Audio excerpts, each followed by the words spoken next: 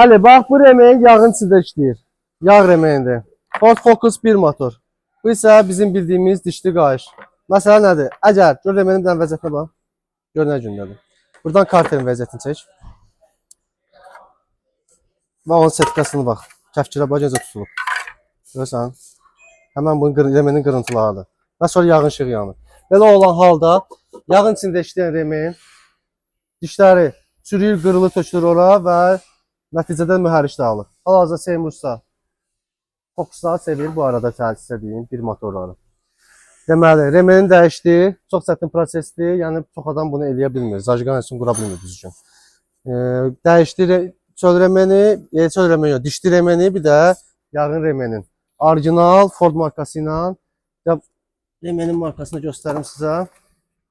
Gördüyünüz kimi, bir də İtaliyanın Dayco firması. Məsləhətli məhsullar bunlardır. Bir də bundan əlavə çıxardanda pompanın arxasında belə bir tranik olur.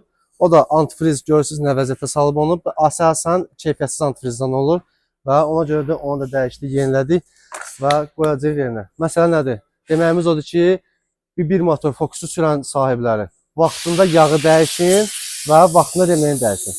Remeni dəyişəndən sonra da əsas yağa fikir verin, çünki həmən bu remen yağın içində işləyir və nəticədə belə bir vəziyyətdə çıxır. Təşəkkürlər. Əlbəttə ki, Ford Plus verir.